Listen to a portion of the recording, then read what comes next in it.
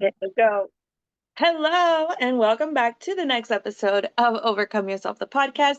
As you know, my name is Nicole, and I'm so excited to be here today with Dr. Michelle. And Dr. Michelle has an incredible story. She is an author, and she had to overcome herself as soon as her book came out. So, Dr. Michelle, please take it away and tell us a little bit about your story, about who you are, and who you help. Okay, so I actually am the originator of the Self-Vows concept, the Self-Vows retreat, the Self-Vows program. And so recently in November, last November, I went to Utah and I wrote another book in 3 days. So everybody writes differently, but in all the books that I have written, so this is the eighth book. There are 2 that just were so spiritually connected, and usually when it's spiritually connected, it just really just kinda it almost just feels like it just falls, out of me, to a point where I can't even sleep 'cause I have to write, I have to get it out, and so this, book that I just wrote in November is called Access Denied, Access Granted. And that is for me the now what to the self vows. So self vows is a book that just keeps on giving. And but I think that once you've taken the program so many times, because you will do that, like the self vows is for different, areas of your life and different seasons of your life. And so, but I think that after you get to a point where then there is a now what. And even though most of my clients are like, I'm not there yet, I'm not to that now what, I'm still trying to get my head wrapped around this self house concept. But I was definitely at that point. And boy, did I not know what I was actually writing. And that really, I was writing the book for the blueprint for the journey that I'm on now. So, for your audience that don't know what I'm saying, self vows, and I'm sure people are going, what is that? What is self vows? So, what I did was, the traditional vows that you take when you get married to have and to hold from this day forward, for better, for worse, in sickness and in health, for richer, for poor, to love and to cherish, um, and to death do us part, or as long as we shall live. I took those vows and I broke them down in a very unique way because what I realized is that we will show up and say those vows to someone else, and we have not said them to ourselves. So, for Wow. example, even you know, to love and to cherish which is one of my favorites. Do you really cherish yourself? Are you really your most prized possession? Is you, just you, all of you, flaws and all, everything that connects to you. Do you cherish that? If you cherish something, you spend time with something. You actually create boundaries around it. You guard it because that's so special to you. And so when you think about that, a lot of times we always think about how to cherish someone else, but we really don't fill our own selves up in that way to cherish ourselves first. And to love, we're quick to say, oh, yes, I love myself. But I believe that if we really love ourselves, we actually go through the whole dating process, even with self. When you're first dating someone, you want to get to know them. You want to know what makes them happy, what gives them joy, what they like to do, what are their values, what are their morals, and all of those things. What sets their soul on fire? But we don't stop and say, I need to go through that journey with myself, right? Even when we say, oh, no, I go out to eat by myself. But actually, we're not eating by ourselves and we're not really enjoying the experience because we're actually going out on a date with our phone. We're sitting there eating our food, but then we're looking at our phone, or we use that as a time to work, right? I'm eating, but I'm working, and I'm like, oh, I'm really getting some things done. But it's not supposed to be for that. You're on a date with you. You ain't I going love on a date and be on your phone when somebody's in front of you, you're just on your phone, you're supposed to be on a date, you know? We sometimes will put so much energy in dressing up for a date, right? Our room looks crazy because we have all these clothes everywhere because we want to wear the perfect thing for that date. But Mhm. then when we go out with ourselves, I'm not saying like you have to dress up all the time going out with yourself, but I'm saying like, to put that energy into that for you, not really about what somebody's going to think or the compliment that you're hoping that they give you, but you doing that for you. Because if you do that for you, you won't put so much um, responsibility on others to do that for you. And then if you don't put that much responsibility, you won't be in the position to be disappointed when they may not do it the way you want to do it, right? So, whatever you like to do, you do that for you first. So, that's just one vow. And I'm only going over a few little things that breaks down those vows. The questions in the book are not yes or no. You really have to dig deep. Most people want to throw the book at chapter 7. That is usually the chapter that everybody says, "Ugh, I just want to throw the book." Some people did throw the book. I've thrown the book at chapter 7.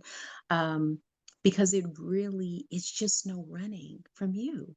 You can move to a different state, but you cannot outrun yourself. You can't outrun your pain. You can't outrun the things we need to heal over.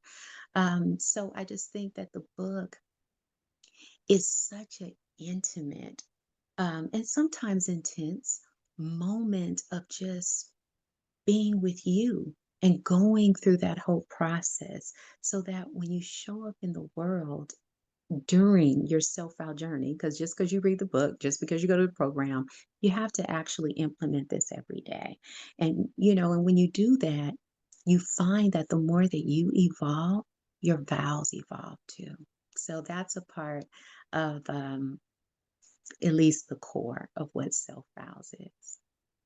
That is beautiful. And is Cherish chapter 7, or is chapter 7 something else? The one that makes people Well, throw the book. yeah, so chapter 7 is about intimacy. Oh, okay, It's okay. to love, and so it's actually to love and to cherish. That's one chapter. And then 7 is to love and to cherish through intimacy, right? So that then breaks it down into the emotional, the intellectual, the spiritual, and the physical. Yes. Okay. So I can see, right? Because yeah, and getting to know ourselves sometimes, being intentional about getting to know ourselves. Sometimes we have to have hard talks, and sometimes we throw the book and then we got to go pick it up and then keep reading and keep doing the work, right? It's part of the process. But you mentioned that you had gotten a very scary diagnosis right after publishing your book. And so can you talk us a little bit through about that journey and I guess how you use that book to help yourself through that season? So when I actually got the diagnosis was this past December. So I had actually wrote access denied, access granted in November. And what's so funny about it is because I had just written two other books. I had written the Self-Vows for littles and Self-Vows for teens, and I was super excited because I was like, "Oh my gosh, now I have a whole series for age groups." And I was getting ready to like market this and all of these, events, and then I had to say no because I really had to say yes to in sickness and in health. And in December, I was on my way to a conference. And ironically, the I Fought for Her conference. And I didn't know that that was going to be something that I would then end up saying to myself, like, girl, you got to fight. You got to fight for yourself. So in going there, I know my body because I am a cancer survivor and I suffer from something called pudendal neuralgia once I decided to have a hysterectomy. So it's rare, it's complex, and so I'm very in tune with my body. and I was feeling something that did not quite feel like nerve pain. It felt like when I would touch the skin, it was very tender, and it was a bit discolored. Not totally, but just enough. If you look at your body all the time, you knew something was different. Mhm. So I went to the doctor and my gynecologist, and he said, we need to biopsy that area. Now, I wasn't really scared about that. I've had biopsies before. I says, no problem. I'll do it when I come back. But then there were two other areas that I was complaining about, and he said, we need to biopsy those areas too. So then I thought, okay, well, I'll do it all when I get back. He says, no, we need to do this like which was really going to be in less than a week. And I says, well, I'm going to Atlanta. I have to do this conference. So, and I said, okay, I tell you what, I'll do the surgery, and this is how I really do think. I'm working on it, y'all. I'm working on it. I said, oh, I'll do the surgery. And then I'll just take a flight that evening. Because when I commit to something, it's hard for me, even for me, right? That's why I said the self-vows is forever. Because even that part, I was willing to sacrifice me being totally uncomfortable, in pain, to just commit. So um, that was my thought. He looks at me like, I'm not agreeing with you, but okay, if that's what you want to think, right? So I get to the pre-op, and he's not even looking at me. He has his back turned. And I thought, this is strange. And then he says, well, this is a little bit more serious than what I thought. Um, I remember that he had did something when I was there, and I didn't know what he was doing. But anyways, from what he had done, they looked at it, I guess under the microscope or whatever they did, and he came back and he said, "I'm almost 99.9 that this is cancer." And I thought, wait, what? Like, we were just talking about a biopsy, huh? And then I started to get really hot, like physically, because I felt like this is not happening again. This is like this happened first in 2004, but I started to feel symptoms in 2002, and they finally diagnosed in 2004. So I'm thinking, it's now, you know, 2024. How am I going through this? What? I just couldn't even fathom it. So at that point, I go and I have the surgery. And when I come out, I'm in major pain. I'm in excruciating pain. And then he says, well, I hope that we got everything. But if we didn't, and it's outside of the margins, you're going to have to go to oncology. Again, it was like those words were playing in my head again. I've been told that. So within a week later, I can't really walk that well, can't really feed myself, can't do all the things that we take for granted. I go back because my pathology report is in like a week earlier. And I'm going to tell you something. Intuition, when you know, you know. I didn't want to know, but I knew. I knew it was going to be outside the margins. I knew it. And so I go, and he kind of pat me on my back a bit, and I knew. I literally, my eyes started to well up with tears. And he said to me,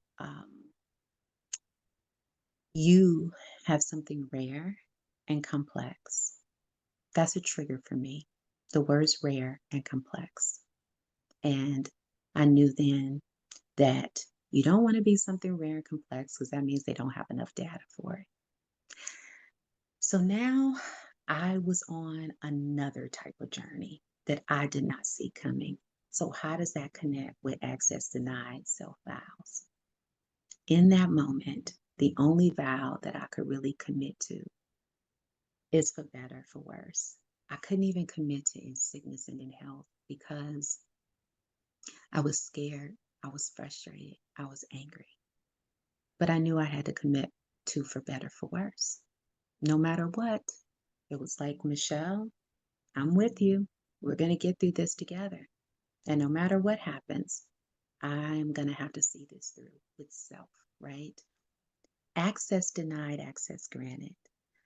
I really didn't know what I had wrote. I mean, I knew, but I hadn't really read it because it was so quick that it came out. But then during the time of 6 weeks of healing, I really read my book and I thought, wow, this is the blueprint and how to get through the journey. This wasn't about me just writing another book. I didn't even think I was going to release that book into 2 years, but it was because I was going to need it.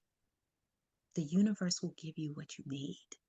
So I knew that I was going to need that. Once I read it, I said, oh, gives me chills right now. That was the blueprint.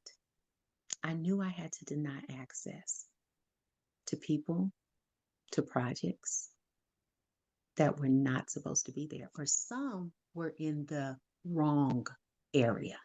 Maybe you were intellectually supposed to have access to me, but not emotionally. So I went through that and then I had to figure out what aligned with me, even down to a podcast, even your podcast. It had to align with me. It had to align with my assignment. And that's the access granted part. And there's a whole lot to get to this point. And I'm still working through the access denied part because it is not easy. This is not an easy exercise to do, but it's a gift to me. It's been a gift and it's helping me every day to now get through this journey. Yeah. That is so, so powerful, Michelle. Like, wow. Thank you for sharing that with us. Thank you for your vulnerability. Um, can you tell me what part gratitude played in all of this journey of writing your books, of getting to where you are right now? Ah, Um, I can't believe that almost made me cry. Um, Sorry. no, it's okay because the reason why the tears I'm sure came is because it hit so deep in terms of gratitude. I'm thankful of the hardest lessons because they're my greatest teachers. Uh, even now, in what I'm experiencing, this lesson, it is grooming and evolving and growing me to a place of elevation I didn't even think was possible. I didn't even think that I know I'm resilient, but this level of resilience, I did not know that I was this resilient. And the word resilient is being resilience or resilience is silence. I didn't know that I could be this, have this much courage to be silent, to not be scared of what the clarity looks like. And I'm thankful for that. I'm thankful for I'm thankful for the word no. I'm thankful for when you say no, the one thing you will really be clear about is who really cares about your well-being. And it will open the healthy part of yes. And sometimes when you're saying yes so much to things that are not even healthy to you, but it benefits the other person, you then are saying no. to what is most healthy to you. And when we say no, no spelled backwards is on. We hit that on, switch of what we need. We become on to ourselves, to the depths of our core. So that is why I'm most grateful. I love that. I love it. I love it. And to bring it back to what you were saying earlier about like going on the date with yourself, right? Saying no to work means saying yes to yourself, saying yes to rest, saying yes to quality time, to letting your mind just do its thing, to just enjoying your food. Like you said, instead of being on your phone, right? Like we're just stuck in the matrix all the time. Like just participate in the real world, right? I love to like go out and just be in nature, and just be present because we're so guilty of that, right? And when we say yes to our phones, when we say yes to scrolling, we're saying no to so many beautiful things.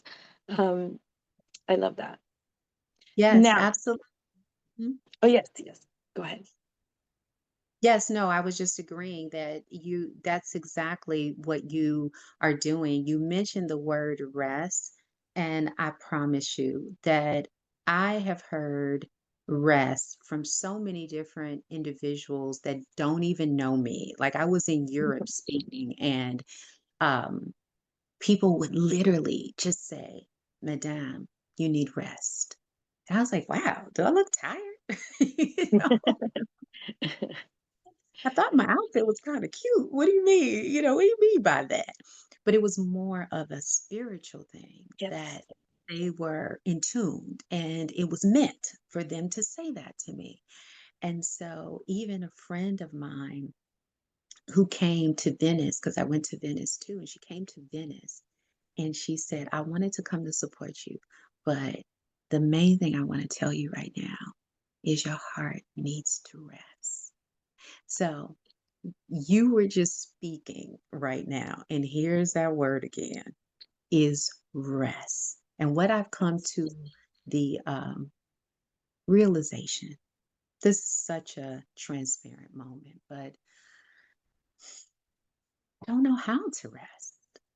Not really. I know how to sleep, right? I know how to somewhat relax at the spa, but the kind of rest that you are suggesting, the kind of rest that others are suggesting to me that don't even know me, right? Is that it's resting spiritually, it's resting emotionally, it's resting physically, not just sleeping, but resting sometimes just resting and not doing anything. And sometimes you can find rest in the things that really set your soul on fire. You find peace in that. So I am on that journey too of hopefully, that in the next 6 months, I can really sit and say, no, no, no, I've actually been resting. Yeah. Good. And my coach always says, rest is an income producing activity because if you're not rested, you're not at your best, so you can't make as much money. So go rest. That is absolutely true because a lot of times we make decisions when we are on Mhm. fumes.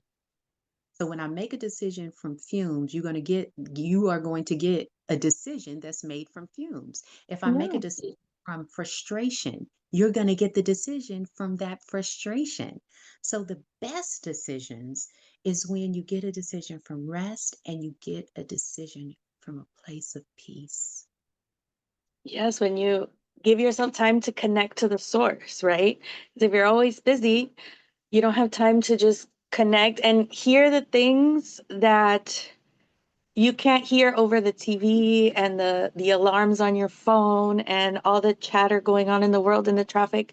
You have to really be intentional and quiet and listen and you feel it more than you hear it, more than you see it. It's just something you feel and that's beautiful.